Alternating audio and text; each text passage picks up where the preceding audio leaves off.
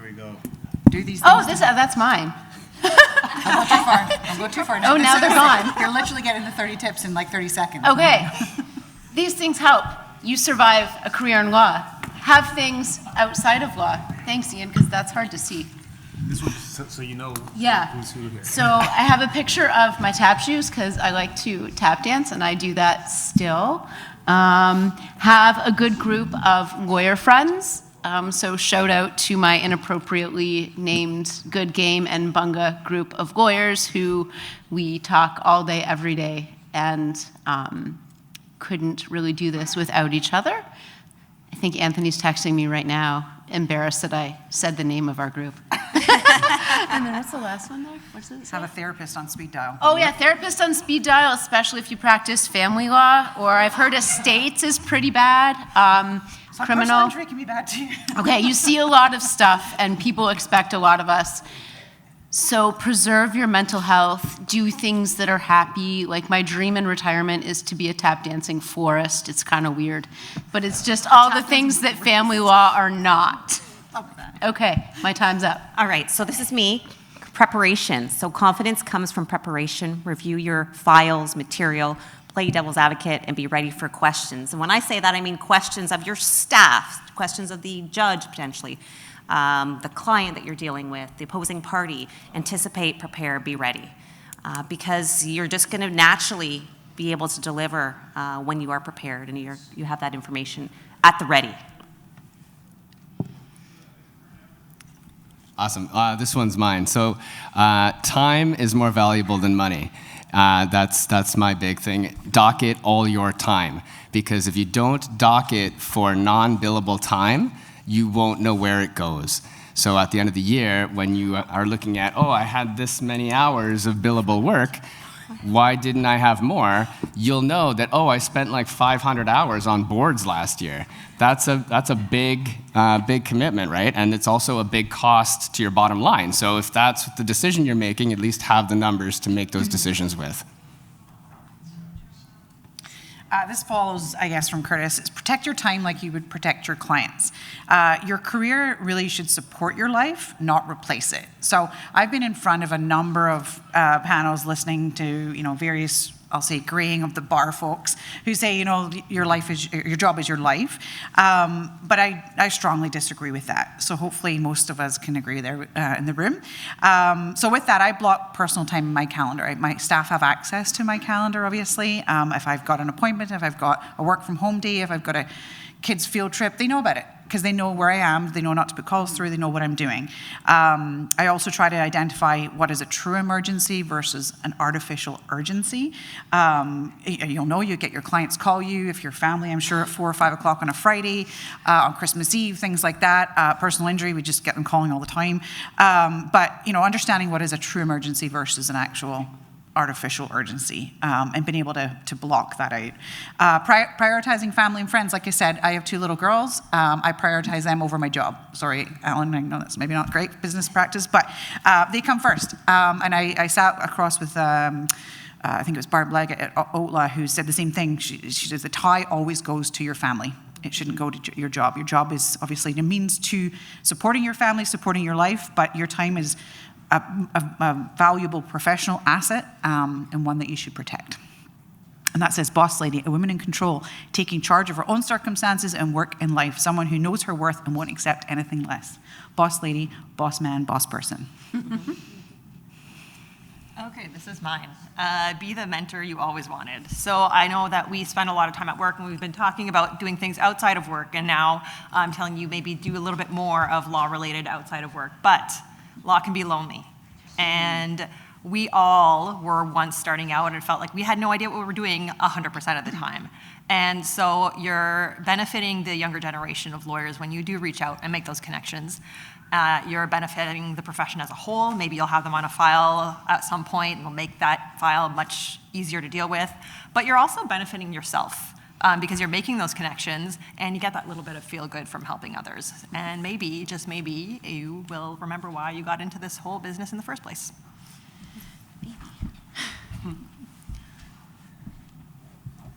Stay in your lane. With 17 exclamation marks. Yes.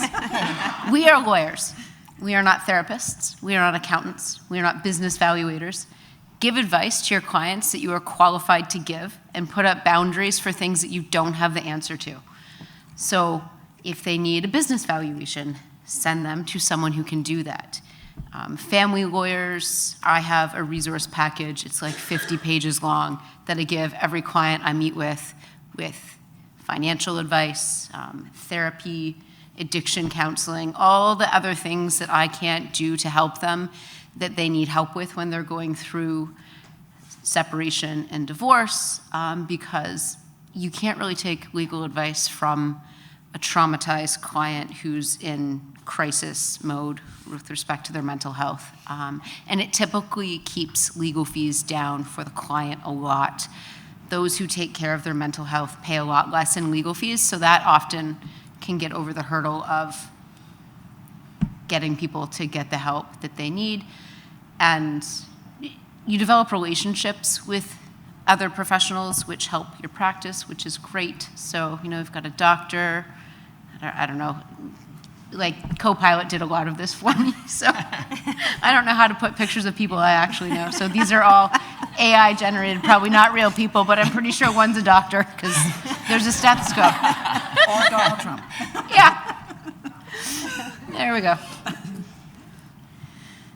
Note-taking, all right. Take good notes, and as much as possible, take contemporaneous notes. How many times have you taken multiple phone calls in a morning, and then by the afternoon you've forgotten what you had done, or what was said, or what was really important, right? Or what you really need to tell your assistant or administrative staff to help you with that day, or what you needed to do for the next day, right? So as much as possible, and it sounds silly, but I even have scratch pads like this where I put in like a client name, a phone number, like, and a time. And I say, don't forget, and I put like 3 words.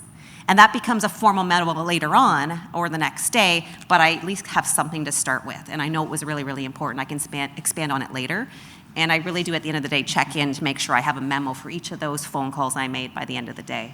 And I find it very helpful, especially when you're looking back, a week later, 2 weeks later, prepping for something significant, and you really need to know what it is that you had written down. Oh yeah. So this is my playing around with Copilot. So that's future Curtis right there. So handsome. I know, eh? I was like, More hair I though, there. I showed that to my wife. I was like, so the point of this one is, you too will get old, and when you are, you'll wish that young you planned for old you. So plan for unexpected events, plan for your future retirement, plan for yourself, because nobody else really cares. So you need to care. Things like unexpected events. In my personal life, we had like a family thing, and my billings tanked for like 6 months. And if you don't have a buffer, and you're still paying staff, and you're still paying, rent, and all the other things, it's hard. So my word of advice is plan for future you. My next slide here is control the process. I guess it's kind of a theme that we've got going on up here, is really setting some clear boundaries from the start. So when I meet on the phone with the PNC, or even in person or virtual these days, I set out what the ground rules are going to be. Here's our retainer, here's what I can do for you, here's what I can't do for you. I can't, if you have a family matter, I can't jump on that. That's not my wheelhouse, not my bailiwick. If you get arrested, again, not my bailiwick. But I can help you with X, Y, or Z, and that's all we're going to do. And I'm going to tell you when things are coming up for, next steps or things like that, especially in the personal injury world, where it can be 2 or 3 years where you're in somebody's life, and they'll call you every single day, like, what's happening now? What's happening now? Nothing's happening now. I wrote for your records yesterday, like, relax. And that goes into, don't email back immediately. I try to set boundaries with that. Sometimes I might draft an email, sit it in drafts, and then delete it, because I've probably said something I probably shouldn't. But don't email back immediately. That sets a boundary to them that says, oh, you will be immediately available to them. And when you're sitting with 100+ clients in your filing cabinet, they're not the only client. And sometimes it's hard to say that to them. And I have actually said that point blank to a client before. It's like, you're not the only one that I have to deal with. I'm sorry, you're going to have to wait your turn. And often that just puts them, it said it much nicer than that, between you and I, but no file is worth it. No file is worth that hassle of, and you go home and you're thinking, oh my God, I got to deal with, Joe Smith tomorrow about this issue. If you set those boundaries in place, then they should know that you're not going to get back to them in a certain time. And make sure you're going to get paid. Contingency lawyers, obviously, we ideally get paid at the end of the process, but if you're on hourly rate, make sure you're sending out those invoices regularly, making sure you're getting paid, because there's no point in doing the job if you're not going to get paid at the end of the day. Everybody has a business, like you mentioned. And if you control the process, you usually control the outcome. And down there it says, the prosecutor says you have to roll over. You don't have to, just set your boundaries. Okay. Email is professional correspondence, and I would not have thought that that would have needed to be said, but I have gotten so many emails in the last month that have proven me wrong. So, I was always told, write your correspondence like it might someday be evidence in court. And I think people should really remember that. Email is professional correspondence. Don't send a one-liner with no salutation or greeting. Don't be sarcastic in your email. It doesn't come across well. So be mindful. Take an extra 3 seconds to add that greeting, the salutation. It'll promote more respectful correspondence, which is especially important if you're sending that email off in a situation of high tension. Can I ask Danielle, just before we move to the next slide, what about an emoji? Is that sufficient? Is it a happy face? Or is it We'll a fake move on. middle finger? Yes.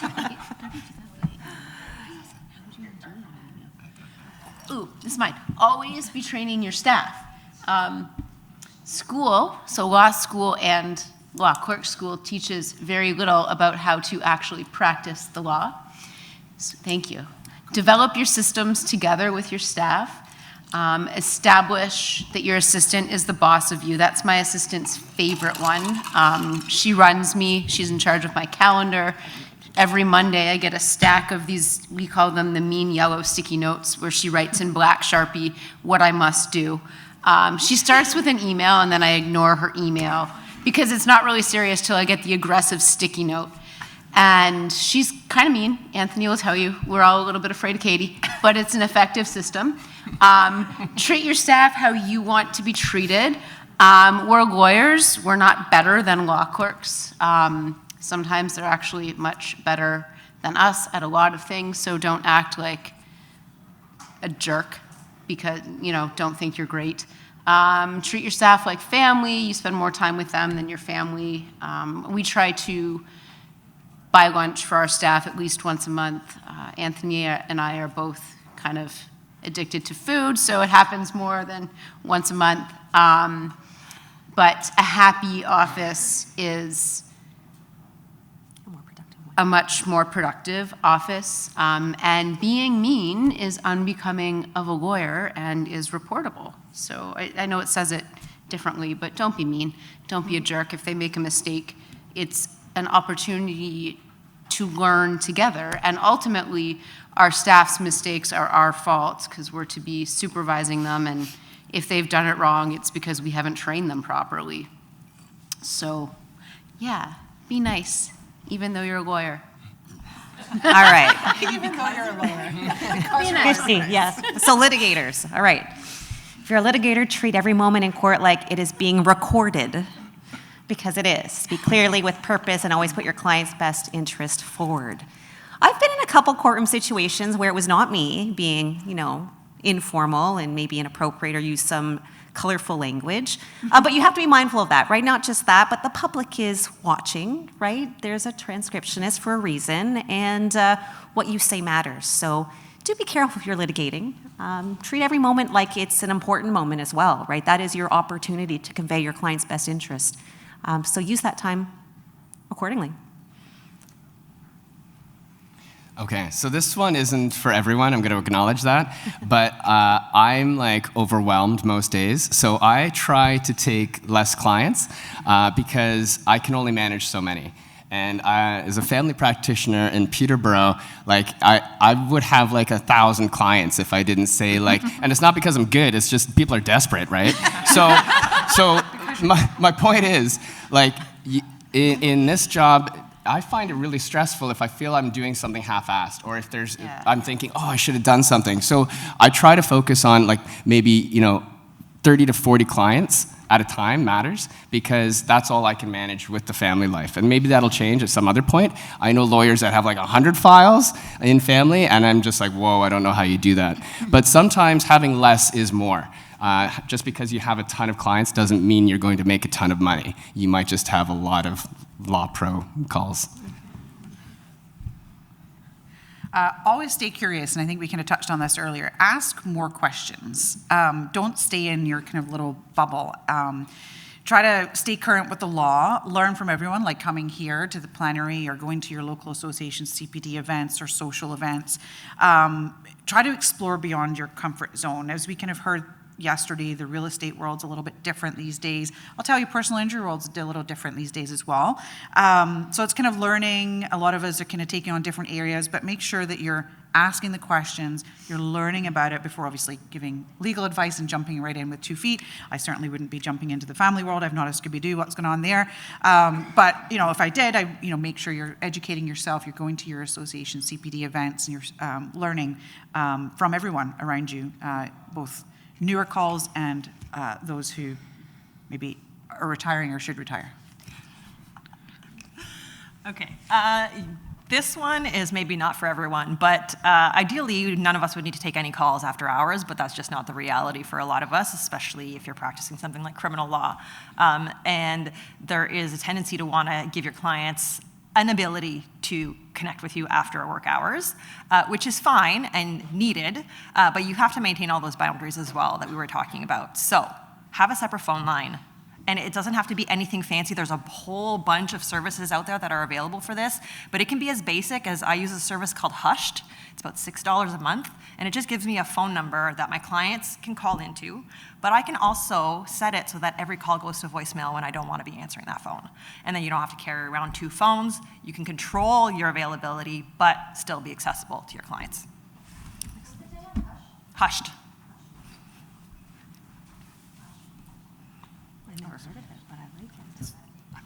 Thank you. Establish boundaries that stick. Client boundaries. So define your communication hours and response windows. I do that in my first meeting. Set clear appointment and cancellation policies, and establish expectations at the initial consultation. Stick to set working hours, even when you could be flexible. Protect family time without guilt or apology. So my kids are a little older, they're 14 and 17, but they're involved in a lot of things, so I don't miss many hockey games or dance, track. My daughter does all the things. They come first, so that's a good tip.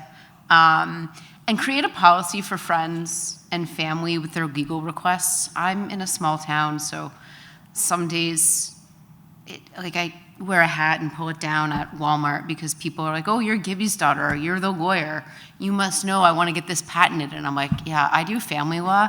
What do you mean you don't know all the laws? When I started, I had people dropping off retainer payments at my parents' golf course, and my poor dad, he just doesn't say no to anyone, and I'm like, Dad, you can't do that because you didn't get their name. Anyways, that has stopped. Be clear about fee arrangements and enforce consequences for late or missed payments. Don't discount your way into resentment. We do this. This is a job, not a fun. Yes, I charge for my services. Answering a few questions is what we do for a living. We don't sell apples, and that's a quote from me. Know your value. People are always going to harass you. It's too much. I only have a few questions. Well, we don't have swag to sell you to earn a living. And again, it's my fun would be I would be a tap dancer on Broadway, but I'm not that good. So I'm a lawyer.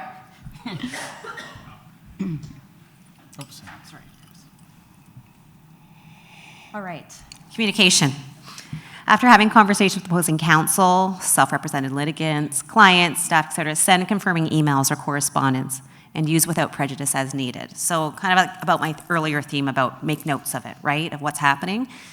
Sometimes especially with opposing counsel, depending on what type of work you do, I'm in the criminal and the family world, the conversation that you thought you had wasn't the same conversation they believed that they had with you. So send a confirming email, hey, we met in the courthouse hallways, we talked about this, we're gonna deal with this way. Please send me an email letting me know that we're good, right? Because you'll know very quickly if you're not good. But if you are, you get that confirmation. Same thing with staff. Sometimes you're kind of moving as you're talking. Maybe they believe there's to do something. Send a confirming email. Don't forget that has to be filed by 3 o'clock today. And then you've got that clear message off that it's going to get done or it's urgent or priority. And I'd add this, emails. You might have noticed we get a lot of emails these days, right? And I've stressed to my staff in any event that if it is urgent, please mark it as urgent. And you also have to communicate what type of urgency we're talking about. If it is something that I must deal with over my lunch break and I'm in court all day, you must tell me that in the subject line. Please help me, over your lunch today, right? Or I need to talk to you when you're done for the day or something like, some sort of urgency needs to be expressed in that subject line so I know. Otherwise, I'm going to look at it later on in the evening and maybe even the next morning. So I say the same thing to clients. Sometimes they just want to know, they want me to know something as they're learning something or they believe it's important to them. And I let them know that I'm in court, this week. If it's not urgent, I'll get back to them the next week. And then I have my buffer, my staff will say, Ms. Rook saw your email. She's going to get back to you next week. If something changes, let us know. And then we'll reassess the urgency. Also, tell your clients, I'm in court, even if you're not in court. Sometimes that works. They think you're a lawyer, you're supposed to be in court. I've said that. Yeah. Sorry, I'm in court this week. I'll get back to you next week. Yeah. So as I'm looking at my next slide, I'm wondering if I'm giving the impression that I never work. So I have like an admin day once a week. So I do like billable work on that admin day, but I try to block it off for like, rendering accounts or following up on accounts or, doing the payroll, doing the taxes, doing the remittances. And I find that really helps rather than like at the end of the month and you're stressing like, I don't have time to do all these administrative tasks. So I try to do them every Friday. It's a relatively chill way to like enter the weekend. You throw some like billable time in there and Bob's your uncle. Off we go.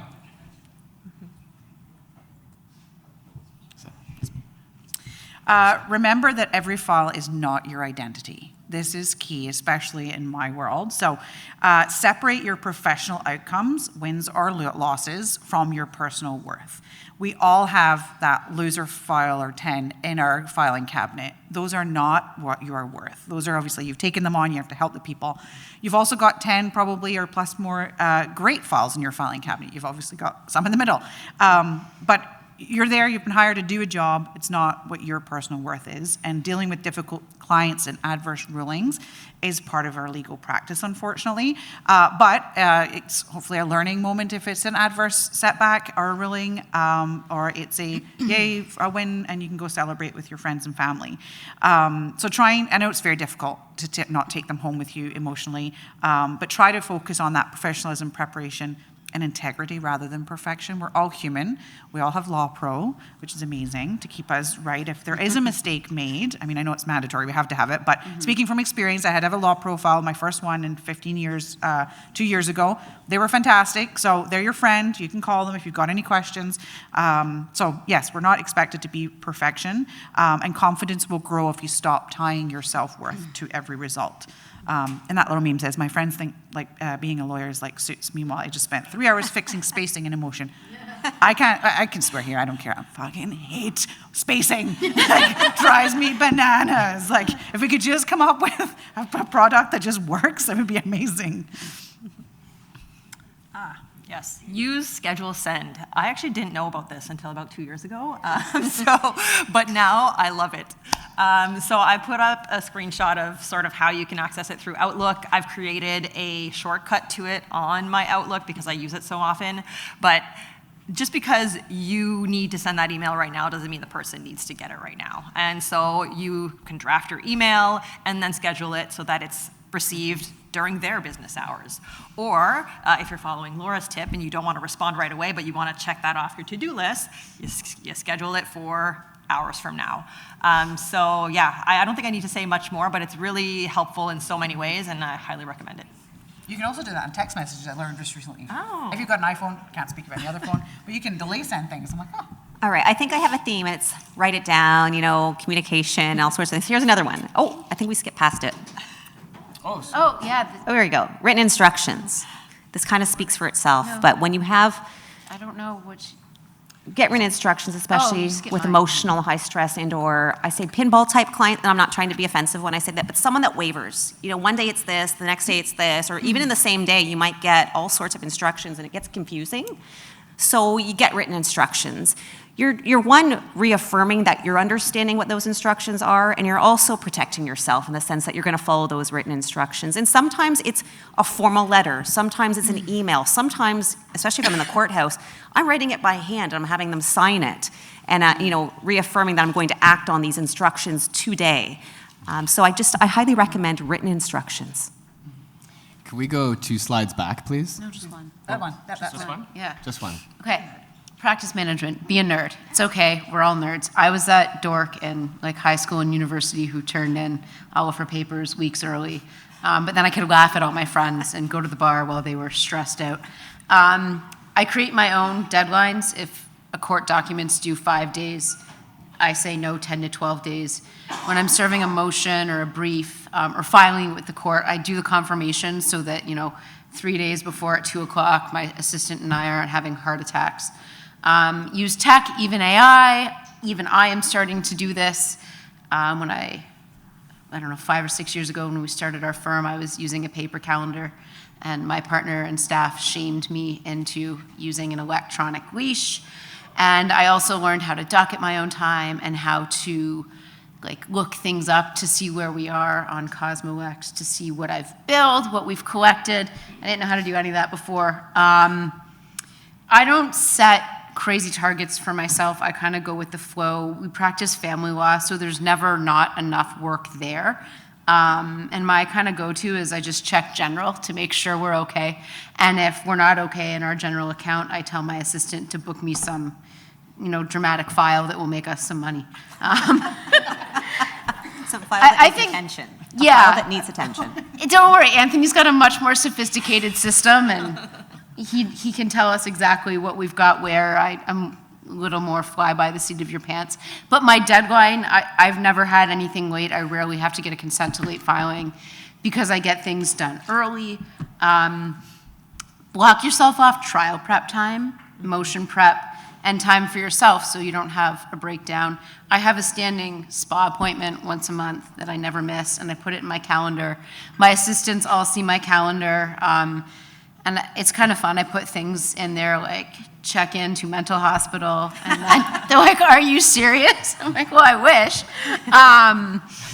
Or, we have an office group chat, and stopping at Tim's, what do you want? And I'm like, well, I think I need something stronger than a tea today. So, Anthony, if you could stop by the local drug dealer. Anyways, it's all jokes, but maintaining time to actually do the work that you've taken on is important because otherwise you get kind of backlogged in appointment after appointment after appointment. But get things done early. And I used AI to do this.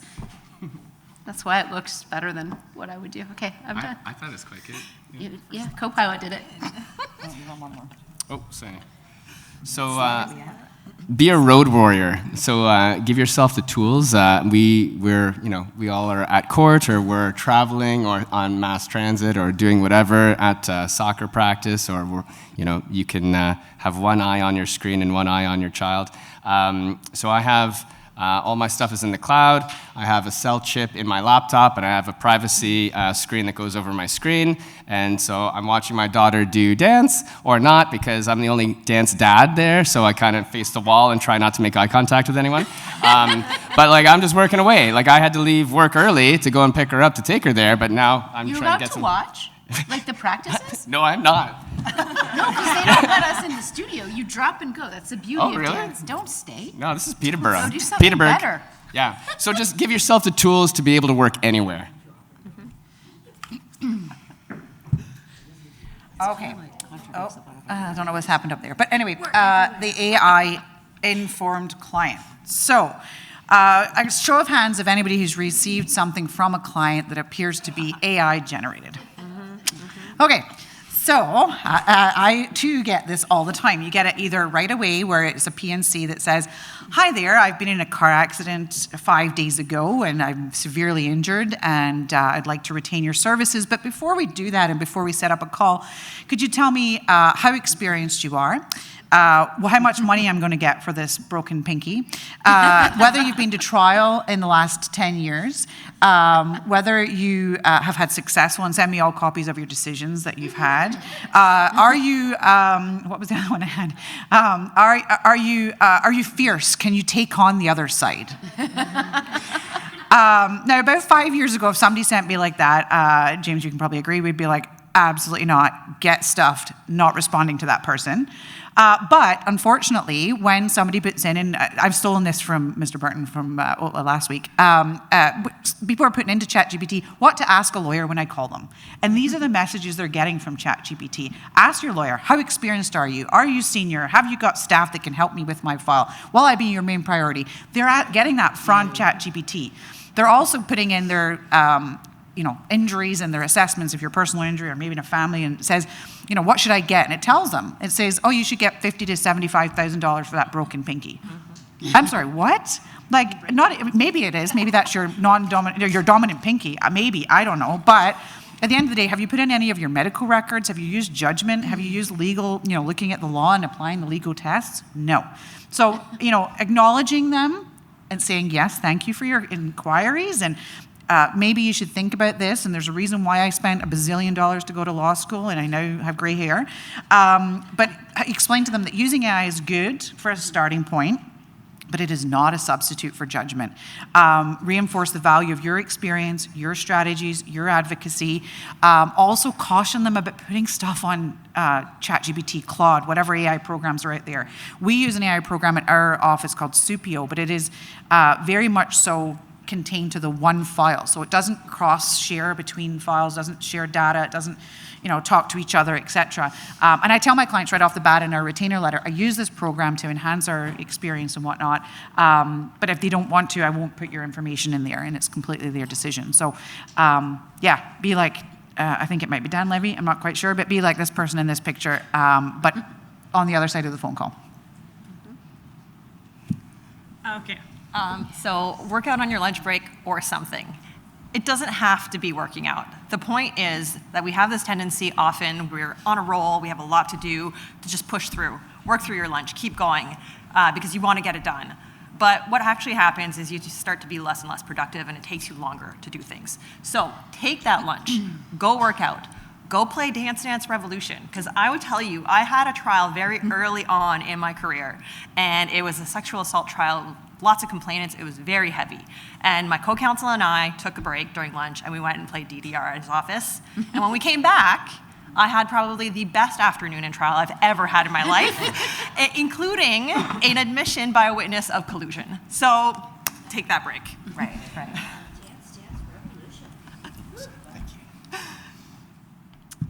Stop doing everything yourself. So the 80% rule. If someone else can do a task 80% as well as you, let them. That's plenty good enough. I don't know what the next sentence means because AI. It's a good starting point. Yeah, it's great. I'm sorry, Your Honor, I didn't write that. Yeah, so track tasks, I didn't write that. What to delegate first, client intake, initial screening, document formatting and filing. I'm horrible at it, so I send my assistant these jumbled messes of legal gobbledygook that hopefully makes sense, but then she makes it pretty. Calendar management and scheduling, billing, invoicing, collections, get someone else to do that. I'm on the OCL panel, and when new OCL lawyers ask me questions about the portal, my answer is, I don't know, I don't go on the portal, ask Katie. Same with the legal aid, my staff does all that. Marketing and social media, we're not great at that. Again, we do family law, so if we marketed and advertised, it would be scary, I think, what we got, because people just call daily. So yeah, make sure you're using your staff. As a clerk who doesn't have anything to do is not efficient, and that's our fault as the lawyer. So make sure, and clearly delineate what is a lawyer job and what is a clerk job. And it kind of goes back to make your clerk the boss of you.